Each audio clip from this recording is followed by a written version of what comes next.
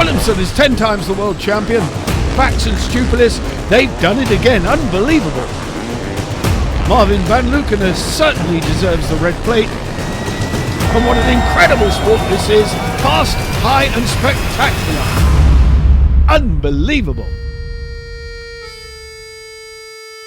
Hello again, lovers of Sidecarcross. We're here for round 13 in the commune of Paray-le-Monial in eastern France. A town of about 10,000 people, twinned with Bethlehem, Wells in Somerset, and it's called the City of the Sacred Heart.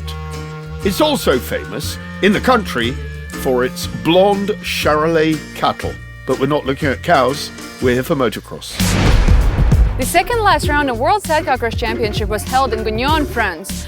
We were closer to end of the season, so we were one step closer to crowning our world champions. On quality day we had only 28 teams present, which meant that everyone qualified for the race day. On Sunday race day, this spectacular but yet very technical track showed us some incredible racing. Did Bax walk away a champion, or did Van Lukener manage to keep the fight going for the last round? Stay here and find out, but let's start with a recap. The previous round happened at Hoyk in Belgium, the Vineyard Circuit, a field carved out very like a British track, and that suited Jake Brown and Joe Millard. They were incredible. To be honest with you, I didn't actually know he was on the podium. I thought, yeah, we'd come third. I was happy, and it was only when Mark, the mechanic, ran over and said, "Oh, you're on the podium." I was like, "Really?" Could not believe it. It was just like a dream come true, really, you know. So yeah. Double victory in the overall win, though, went to Marvin van Lukener and Ben van den Bogart. Local crowd. Yeah, for us it was a perfect weekend last weekend, and yeah, for sure for a home GP, it's very nice with all people around you, and yeah, we are very happy about that, and yeah, we're looking forward for the next races. Well, there you can see that lead that Etienne Bax and Casper Stupilis, they could almost put it out of sight here, but not quite. Koen Hermans and Dierkens fighting over third place. Stuart Brown marching onwards, ever the stalwart. He's making ground hand over fist every week. Varrick's not had the best of luck mechanically. Davy Sanders, of course, still not here. Julian Veldman, mixed fortunes as well. Santemans, Danny Willemsen not here. Not a blade of grass to be seen on this track in eastern France on our 10-country tour. This track has been well used over decades in actual fact, but it is a very, very challenging track, and somewhere out there is our track expert, Steve Randall. We are here, not a typical French track, lots of elevation. Now this track is very sandy. The big start straight up behind me, left-handed all the way, can be fairly sketchy, but hopefully everybody will get through off the start well. Once you've done the start, then they come up to the very top end of the circuit and you will see two big tabletops.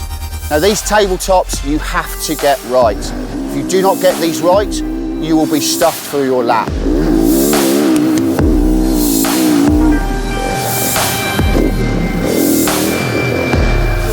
As you drop over the two tables, you come back down past the pit area, and then just behind me you can see a step up. It doesn't look much, but if you make the mistake or don't jump it, it really does mess your lap up. So you have to have full concentration to get this particular part of the track correct. Once they have done this step up, there are a couple of more sections where they go through, and then the last part of the track is a big tabletop. Now, they will struggle to do this tabletop. The run to the tabletop is quite short, so the preparation to get to the table is most important, to get the flight to make this tabletop. I don't think that the guys will be able to do it, but we will see in the racing. Hope you've enjoyed my track walk this week. See you again, take care. Well, last year's number 2, Koen Hermans and Nicolas Mousset, fighting very much to retain third place in the championship. They're under pressure. What does Hermans think? The feeling on track is good. The French track is always nice. The jumps are good here. In the warm-up, the time was better from us. With the pre-qualifying, yeah, we couldn't make the right corners, and now I find the problem. So we will fix this, and we will be ready for the qualifying race.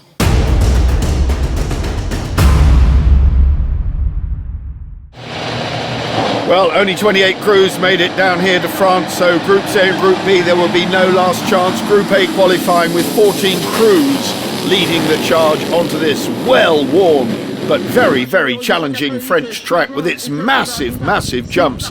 And sure enough, it was the number 2, Koen Hermans and Nicolas Musset, who had a cracking start ahead of the fast-starting Italian, just getting better every week, Zeno Compilati. Also going well, Marco Heinze and Rudy Betchart were going well in the early stages. Stuart Brown and Josh Chamberlain got a good start as well, but the Italians, Compilati and Chopin, going well. Couche boys in there as well with their distinctive, and I say it every week, don't I, but they're so easy to pick out. Christophe and Maxime Couche with their left-handed sidecar, getting more than a little kiss on the way round from the number 5 crew, Julian Veldman and Glenn Janssens. That pushed them into the deep stuff, so they had to drop all the way back. Stuart Brown and Josh Chamberlain were charging hard at this point. Hermans, though, absolutely flying at the front. He and Nicolas Musset just about charging. Brown and Chamberlain making their way through. Etienne Bax and Casper Stupilis, there you can see them, the number 82 crew. The red plate holders, championship leaders, could they put it out of sight this weekend in GUEUGNON? Well, only time would tell. This qualifying very important because with 14 crews on the line, you need to get a good place off that start straight. And as you saw, it funnels in very, very quickly to a tight, tight turn. Heinze and Betchart, the number 19 crew, going strongly at the start. They were eventually to get a good place in this qualifying, and with it, a good grid position. Let's hope that these guys do a full season in 2020 as well. Compilati and Chopin still running strongly, but the Bax and Stupilis machine was on a charge. The Brown and Chamberlain machine was on a charge. Julian Veldman and Glenn Janssens were upside down, and Glenn Janssens took a bad knock. That was a big crash. The youngest man in the field, the number 5 Veldman, throwing caution to the wind and tipping it upside down. Brown and Chamberlain made their way past Compilati and Chopin to eventually wind up in second place in this Group A qualifying. Bax and Stupilis on the case of the Italian-French pairing and making their way through with relative ease in search of a good start line place tomorrow. Bax and Stupilis have been absolutely dominant throughout the 2019 season and have more than one hand on that trophy. But still a long way to go. Koen Hermans, Nicolas Musset at the front though, closing in on the back markers in this Group A qualifying race. But they were to hold on and bring it home to victory. But it was busy on this spectacular French track. Carved out on this hillside, and having seen many, many years of top-level solo and sidecar motocross, this circuit at GUEUGNON, and southeastern France having enjoyed a very hot summer, and you can tell that there's not a blade of grass to be seen on this track.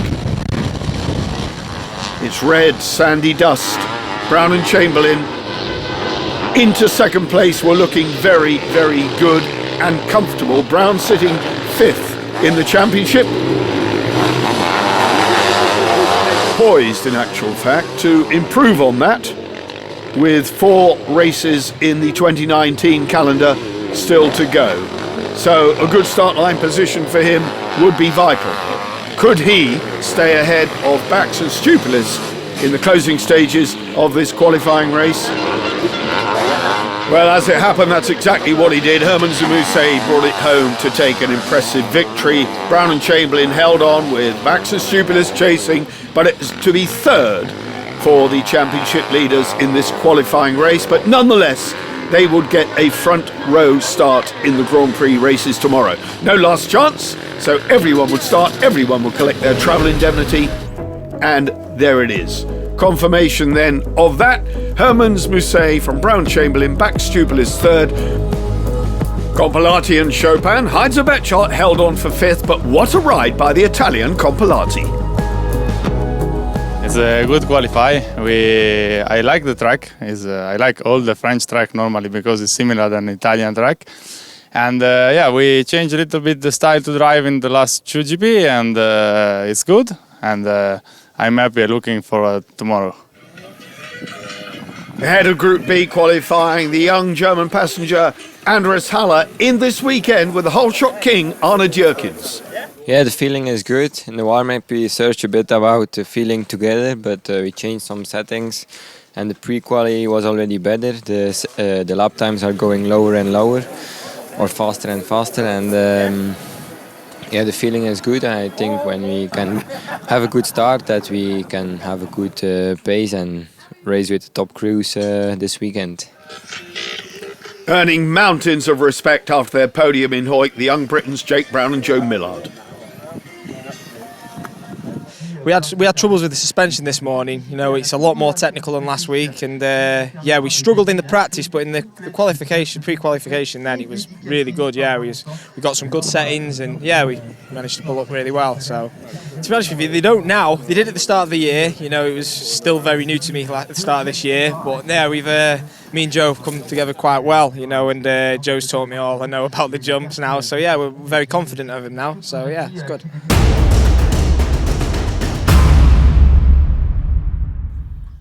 14 crews went again in Group B qualifying, and from the line, absolutely making no mistake, Van Lukenen and Van den Bogart shot into the lead, but Christoph Santemans and Kostas Baletskas in the all-red strip were going well, the number 16 crew. But it was Van Lukenen, Van den Bogart, Santemans was there, Brett Wilkinson was there, Dierkens and Andres Haller. Number 10 crew sitting in fourth. Jake Brown and Joe Millard at this point were down in 6th place, so they'd have to put some hard work in to close down the guys in front. Arne Dierkens and Andres Haller were in sight. Jake Brown and Joe Millard were on their case. Brett Wilkinson, Ryan Humphrey going well ahead. Kurt Varick, Loris Dieders having a fairly ragged end to the 2019 season. No doubting the speed of the Estonian-Latvian pair, but out front, Marvin Van Lukenen and Ben Van den Bogart needed that good grid position tomorrow if they were going to stand any chance of holding on to the slender opportunity of retaining the title, and slender it was. Santemans and Baletskas, number 16, were very, very impressive in this Group B qualifying ahead of Wilkinson and Humphrey, and there was a real battle going on for second place between those 3 crews. Dierkens, in fact 4 crews, because Jake Brown and Joe Millard were closing. This was an impressive ride by Santemans, the veteran. He and Kostas Baletskas have ridden so well together. They have a wonderful camaraderie within their team pit, if you like, within the garage. It's a good, friendly atmosphere, and Santemans so vastly experienced. And 5 crews here, you could have got them all in the back of an articulated lorry. They were so close. It was good to see the Czech, Lukas Czerny, with his Finnish passenger Larry Kunis having such a good ride. But through on the inside went Brett Wilkinson and Ryan Humphrey on Santemans. Dierkens was the next one lurking behind the veteran Santemans. Very distinctive green of the 101 outfit. Czerny and Kunas ahead of Jake Brown and Joe Millard. Through went Brown and Millard, then in pursuit of Santemans and Kunas. Varick and Dieders, number 7, closing in as well. So as I said earlier, these 5 were very, very close together. Santemans doing an absolutely amazing job here. Varick trying desperately to get in touch with the guys at the front, but there were no line options here. It was very, very tight in the rutted bends. You simply had to follow the leaders on certain parts of the track. Very few passing opportunities until you came to the big jumps, and there you had to be brave. Santemans losing out, swinging it round, blocking Varick, and through went Lukas Czerny. The 101 crew, he and Larry Kunas, making hay here, and at the front Van Lukenen and Van den Bogart supreme, doing everything they had to do to secure their good grid place for the GP races tomorrow. The young Belgian must know underneath that helmet that the title is slipping away. Brett Wilkinson, Ryan Humphrey, such a brave fight these guys have given through the season, coming back from very serious injury and then getting a big knock on the head later in the season. Dierkens with Andres Haller, his passenger Robbie Bax taking a rest from his injuries. The two youngsters riding well together, and these youngsters going well too. Jake Brown and Joe Millard, how well have they gelled in the 2019 season? Jake Brown now even surpassing the achievements of his father Stuart in the latter stages of the 2019 season. Dierkens and Haller looking very polished here. Were they destined to get a good result in this Group B qualifying? Indeed they were. It was a good ride by these two, and they would end up guaranteeing themselves of a good start line place tomorrow, ahead of Jake Brown and Joe Millard, and that is how they were to finish. But Jake Brown and Joe Millard, fresh from this podium in Hoek in Belgium, very much on a mission this weekend, and with everything to prove, having had something of a sluggish start to the 2019 season, but of making ground hand over fist. At the front, Van Lukenen, Van den Bogart, absolutely doing brilliantly here. Led from the word go, got the whole shot, took it round the first bend, never looked back, and in control here in conditions not dissimilar to the stuff that they're used to in the deep sand at home. Van Lukenen and Van den Bogart, Ben doing the honours and taking off the goggles from his pilot. They had done enough with victory in Group B qualifying, having gone 2 places better than their championship rivals in Group A. Confirmation then, Van Lukenen and Van den Bogart, Wilkinson Humphrey second, Dierkens Haller, Brown Millard, Czerny Kunas, what a ride for them, Varick Diners, Gary Moulds, Brian Anthony 7th, but a very impressive ride from the defending champions. Yeah, I think the gate pick is very important tomorrow. As you see, it's very difficult to pass some other teams. So that's for tomorrow.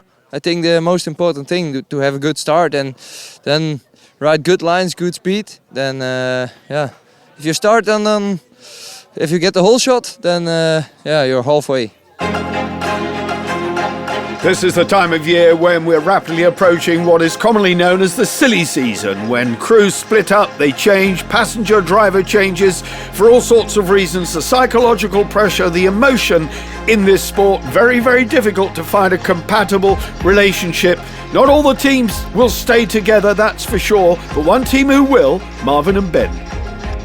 Ben and me, we go 1 year more, so how we decide that. I think we did 2 years together, and last year we was world champion, and I think when everything's going normal, we were second in the championship, so I think it's not bad, and we'll see that we are a good team and a strong team, so we will push next year again for the world title. Well, that is good news indeed. And for sure last year, we come from number 9, I think, to world champion. So it was crazy for me. Everything was new. So Ben was a lot of experience for me. So it was perfect with Ben. It feel all very well. We can ride this tempo or this level without risk. So that's important in this sport. And for next year, I think we just do the same, and I think we fight again for the title. And we have to presume that Ben Van den Bogart feels the same way. Yeah, last week we made an agreement for 2020. Marvin and I, we are good friends, and that's the key to success for sure. And we live only 2 kilometers from each other. And the riding is good, the feeling is good, so why would we change? The dynamics and harmony between two crews at this level of the sport, so vital. 2 seasons ago, I came in the team, and that was the last part that Marvin missed in the team. A little bit of experience, and you learned a lot last year and this year too. But there are always things to do better, and for me also, I learn a lot from him. We try something, so I think we can still make some steps. That's quite an admission from a man who's a multiple world champion. Good on you, Ben. When you think of all the hours these guys spend travelling Europe, they live in each other's pockets, you have to get on. It's a social thing as well as a team achievement thing, but another crew who love each other's company, Robbie Bax and Arne Djerkens. Yeah, this was the first year we rode together with Robbie, and the feeling was immediately good between each other and on the bike. So we had no winter, but during the season you saw our progress, and then in Stelpe we won our first GP, and that was also a sign to make an agreement for next year. If we have a good winter and we can find the right pieces from the puzzle to make the team a little bit better and to make the results good all season, then we hope we can fight for the title next season. I love this phrase, made an agreement together. That hints of contracts being in place and the whole thing becoming more professional, and why not? Robbie keeps me calm in situations where it's a bit, where you get a bit nervous. And like I said, the feeling is good, is growing, but we feel both that we have a little more potential in our team to make better results next season, and to hope to fight for the title next season, yes. Well, how many driver-passenger changes will there be over the closed season? We'll find out in due course.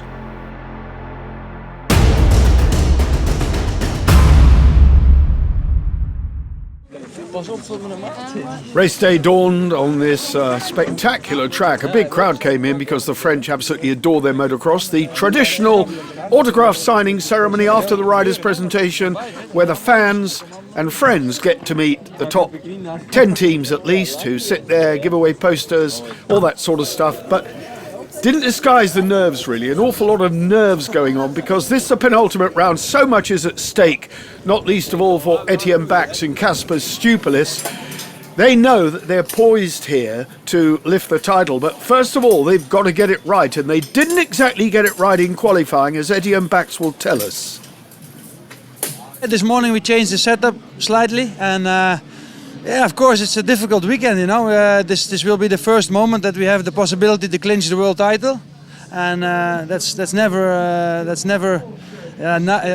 nice, but it is gives a lot of pressure. And okay, we're not used to this, but we've been in this situation before. But yeah, it's not easy. You know, this day will be not easy, and hopefully we can finish it today and get that world title home. Yes, the passing in this track is very difficult, and yeah, hopefully become a little bit better out from the gate than yesterday, because somehow we got a lot of wheel spin yesterday, and that cost us the start. So yeah, we try to do better today. The nerves actually are much better than yesterday. So yeah, we're ready for it, and hopefully we can make a nice day today. I'm more painful. I struggle since Swiss. I had a hit in my back. So since then I struggle with my lower back, and yeah, from yesterday the pain came out again, and quite painful. So the worried side, I could not think even about that. It's more pain than that I am worried about something. As I say always, everybody says starting is important, but the finish is more important. Of course, it would be good if we can get a good drive from the gate, but yesterday I don't think it was the nerves. We just get a lot of wheel spin from beginning, and directly after the gate everything was locked. So yeah, it would be good to have a good start and yeah, ride our pace and see what place we can finish. This is a big day for everyone, not least of all the hotshot kid Arne Djerkens, who's got Andres Haller, the German passenger, on board. Will that affect his progress? I wonder. Yesterday we need to find a little bit a good rhythm together, because Andres is a lot taller and heavier than Robbie, so we need to change the bike a little bit, and the feeling on the track and attacking the corners a little bit different. But now I think in the warm-up the feeling was already a lot better. And the main goal will be to focus on the start, to take a good start, and then to challenge with the top teams for the top spots today. And yeah, also we need to focus to finish and to take points. That's the most important thing this weekend, because it's a technical track. And if you lose the focus for one time, you can crash or you can stall the bike or something. So the focus will be important, and finish the race. The British crews have been going well latterly in the tail end of the season, not least of all Stuart Brown. He's an old hand at this game. He knows the score. As I say, every week it's about the start. The start's so crucial here, because the track, it's great, like I say, to ride and race, but racing's a different thing. You know, to get past, if you get a bad start, it's going to be really hard to overtake a slower rider. But yeah, we'll see what happens. Also, you're only 13 points behind Arne Dierkens in the standings. Are you trying to get to the fourth place in overall? Yeah, obviously we'd like to get, up a place, but again, we just take as it comes. I mean, you can't wish bad things on anybody, or that's racing. You just wish for a good race and everybody goes home safe. And really. Well, here's how they line up from qualifying. Hermans, Museeuw, Van Lukenen, Brown and Chamberlain, Wilkinson going really, really well. Bax and Stupilis, well, they'll be on the front row, but not as well as they would have wanted. Dierkens, Compilati going well. Jake Brown, Joe Miller, Heinz Czerny rounding out the top 10. George Kinge, Lewis Gray heading off the next table from Varick. The Couches, Gary Moulds and Brian Anthony. What a few meetings they've had together. And thank goodness for the French crews making up the numbers at the back. Everyone starts. Brilliant stuff.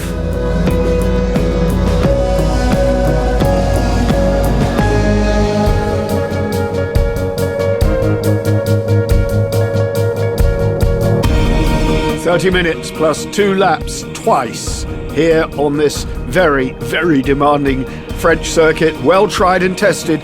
You can just see the body language from Bax and Stupilis. The tension getting to them.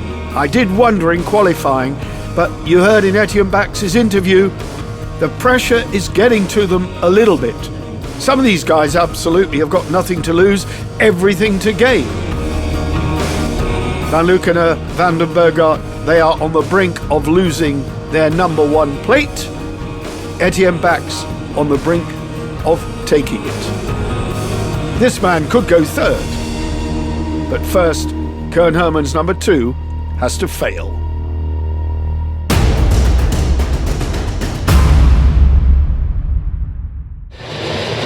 No more time for talking, no more time for speculation or anticipation. It was all about who would get the whole shot when the gate went down for race 1. And it was a brilliant start by Zeno Compilati and Bastien Chopin again. The Italian-French pairing shooting out of the gate as the rest of the field funneled away high in the air. Compilati led the chasing bunch. Marco Heinze and Rudy Betschart, another great start for them, ahead of Kurt Varrick and Loris Dieders. Then it was Arne Dierkens with his temporary passenger Andres Haller in 4th place, going well. No sign at this point of Etienne Bax and Kasper Stupilis. Kurt Varrick, though, really flying. Heinze and Compilati, these boys astonished us in Hoik, and they're doing it again here. Marco Heinze and Rudy Betschart, home ground, of course, when they were in Roggenburg. That's when they first came to prominence. But here, they are flying. The number 18 crew, Zeno Compilati and Bastien Chopin, earned their very first podium last time out, and is it going to be another one today?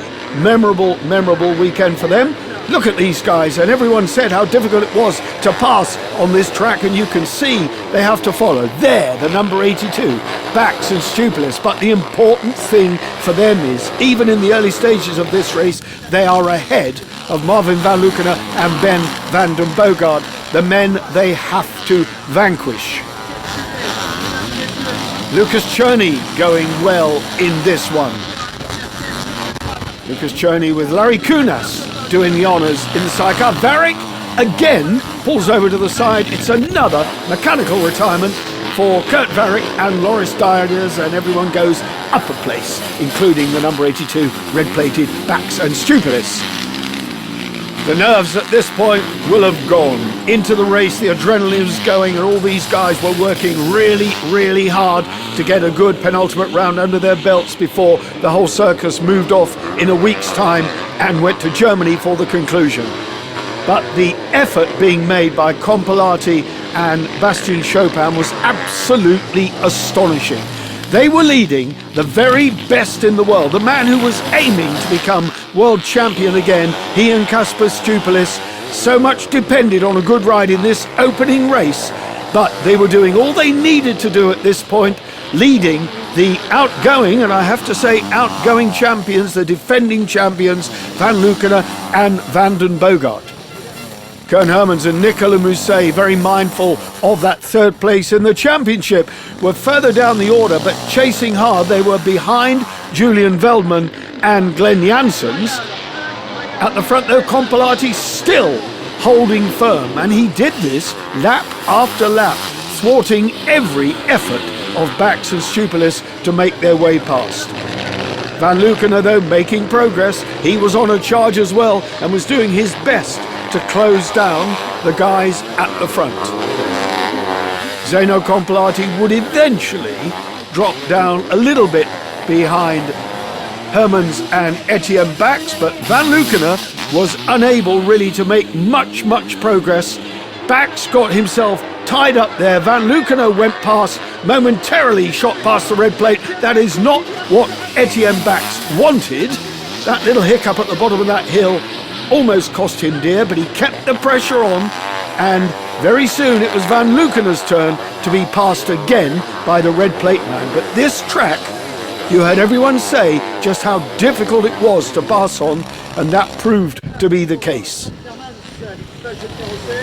The men at the front though having an absolutely astonishing ride, and there was quite a contingent of Italian supporters here urging Compilati on, and of course his passenger, a local man, a national Frenchman. So Bastien Chopin also getting the air horns and the chainsaws and the cheers of the crowd here. The French flags being waved, as you saw there in the background, for that French passenger with his Italian driver.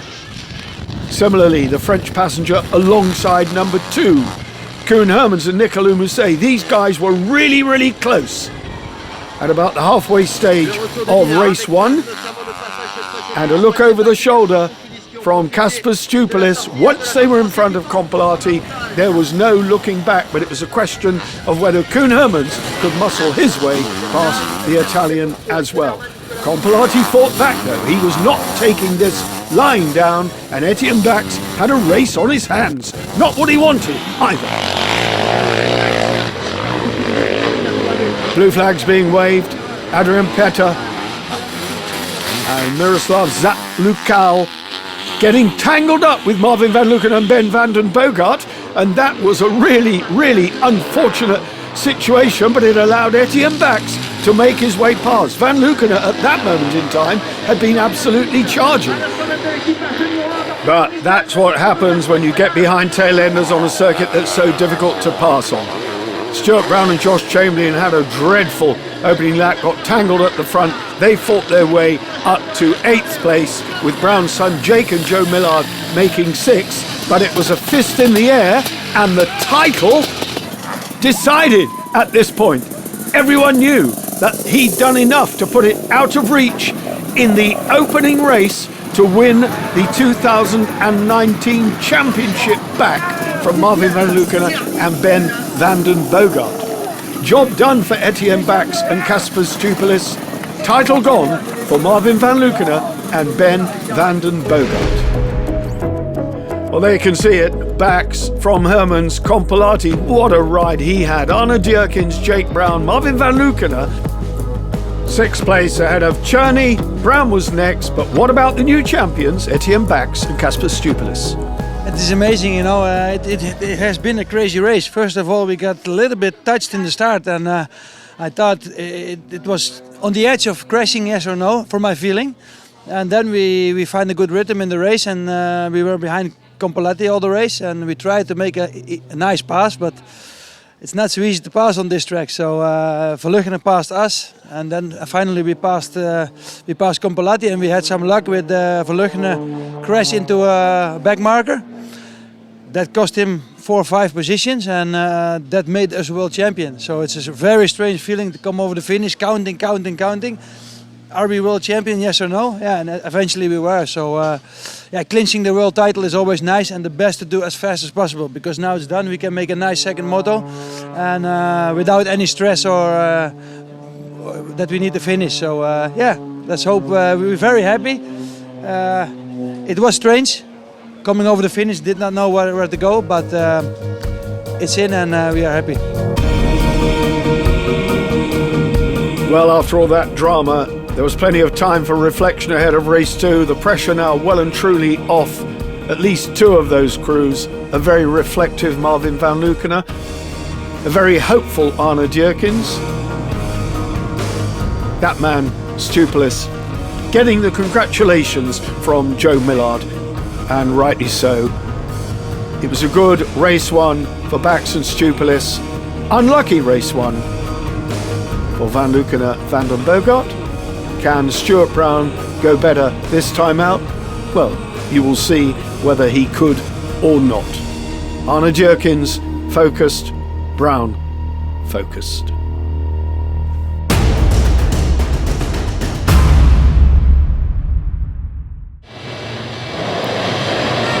Race 2 then, and away they went on this well-worn track, dusty at the back, but a good clear track in front, and it was an absolutely flying start by Jake Brown. He didn't get the whole shot, but he was right up there in the running and going well.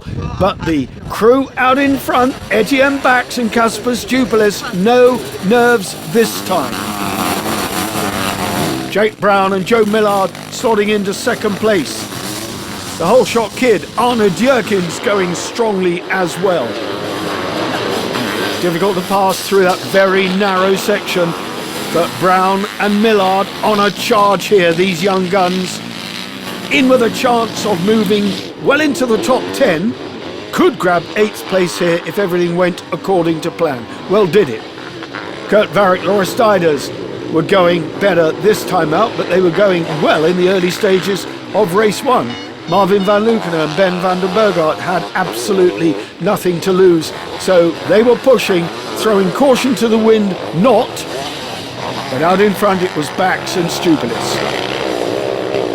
A touch there, sidecar to Varrick's bike, Cherney and Kunas in their green going well. Lucas Cherney absolutely impressed all weekend. He was very, very strong. Van Luckenen found himself bogged down just a little bit. Was he able to do anything about that? Well, you can bet that he wasn't going to take defeat in race 1 lying down. We knew how fast he was. Had it not been for the tail ender, then it might have been a different result in race 1, but that is the way, as they say, the cookie crumbled. Dierkens and Andres Haller. Dierkens conscious of the fact that the German, as he said, was taller, a bit heavier than Robbie Bax, so he was having to compensate and adjust his riding style.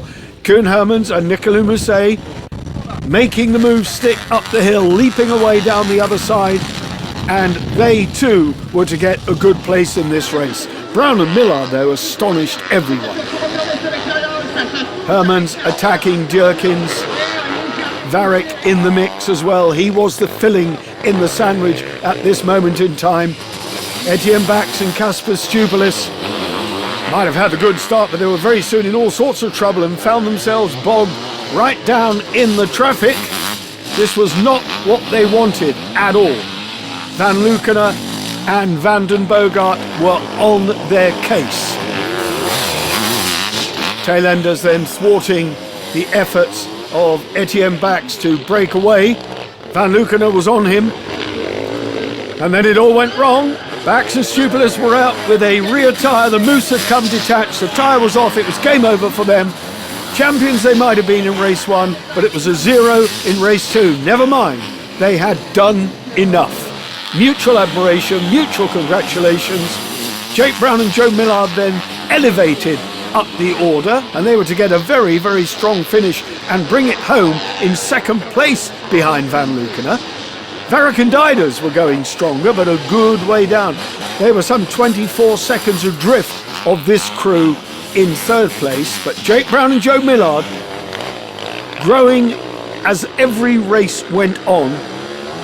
Behind Varric and Didas, you can see Herman Zumuse pushing hard, desperate to try and consolidate that third place in the championship, and they are still not out of the woods because Arne Dierkens and Andres Haller were having a brilliant ride right behind them and staying very much in touch, not just in the race, but in the overall standings. Crowd applauding Van Lukenen and Van den Bogart, who salvaged something of their reputation by taking victory in race 2. There's no way they can lose second place in the championship. They have been valiant, outgoing champions, but the day belonged to Etienne Bax and Kasper Stupulus. The crowd absolutely loved it, but not half as much as they did. Good result then for Van Lukenen. It didn't matter, the championship went to Bax and Stupulus. Confirmation of that result, Van Lukenen, Van den Bogart from Jake Brown and Joe Millard, Varric and Didas, some respectable finish this time out on the podium. Hermans Museeuw, Dierkens, Haller, Brown, Chamberlain, and how impressive was Lucas Cherney. What an eventful French Grand Prix we've had, and what a brilliant podium. Nobody's more pleased than the guys from Britain on the box, the Young Brits. Well, I still got no words really. Last week we thought it was a bit of a fluke, but nah, I don't know. We tried our best, and this morning we didn't like the track, not gonna lie. And then yeah, this is the outcome. Can't believe it. Koen Hermans and Nicolas Museeuw have done enough at the moment to keep their third place alive. Is it going to go all the way to the wire? I wonder. Yeah, it was not bad. The speed was really good for us. The start was not so good for us, both races, but we came back from the back and the feeling was good. In the second moto we passed Deakins and he lost his rear brake, so he hit us completely in the inside. So yeah, we lost again 2 places, and Nicolas hurt his ankle. So yeah, it was not easy to ride, but yeah, we didn't have any mechanical problems. So yeah, we are happy about this weekend, and we are looking forward for the Rudelsberg. Gracious in defeat, Marvin Van Lukenen and Ben Van den Bogart, but they've already announced their intention to be together for next year, and they will want that title back. You can be sure. Not bad, but not so good. Also, after the first race, we had a lot of bad luck. I think the whole weekend we were very fast, and yeah, the first race we leading after a very bad start, and yeah, then we had some bad luck. So yeah, we are not so happy about the first race, but yeah, the second race then we had some luck with the wheel of Etienne. So yeah, over the whole weekend we take the overall, and yeah, that's not bad. And yeah, we are he's the world champion, so we have a good year. Well, you have to feel for them, but their disappointment means elation for someone else. Etienne Bax and Kasper Stupulus did a great job, and no one is more pleased than that veteran passenger, Stupulus himself. The second moto we took a whole shot. I was happy about that. Like, it's second whole shot of the year for us, and then after 3 laps I felt like really sharp pain in my back, and was the first time in this year, or maybe in my career, that I was thinking like I need to pull out. You know, like I think like, come on, one more lap, and then I get the rhythm and was feeling better, and normally we could win the race, but yeah, the rear wheel breakdown. Yeah, what a day, unbelievable. Unassailable lead and championship for Etienne Bax and Kasper Stupulus. 5:08 for Van Lukenen. Hermans there, extending that advantage over Dierkens to hold on to third. Stuart Brown moving, he's not that far away from 4th place. Varric still in there, Compilati, what a season he's had. Jake Brown and Joe Millard up to 8th. Sanders, of course, not playing towards the end of the season, but he'll be back next year. Sandermans, Veldman, a disappointing season for him. I know exactly what Kasper Stupilis meant when he said you can do one more lap. Anybody who's been there and done it will know what he means. The pain, the hardship, but what a sport. From me, Barry Nutley, join us for the finale from Rudersberg in Germany. Thanks for listening. We love you all. Stay safe and God bless. We never stop, so going when you finish. And even when we bleed, still believe that we can win this. We got what's underneath, you're all about that image. We never even stop at the top, no limits. Champions, and we're the champions. And we're the champions. And we're the champions. So bring it on. Williamson is 10 times the world champion. Bax and Stupilis, they've done it again. Unbelievable. Marvin van Lukener certainly deserves the red plate. And what an incredible sport this is. Fast, high and spectacular. Unbelievable.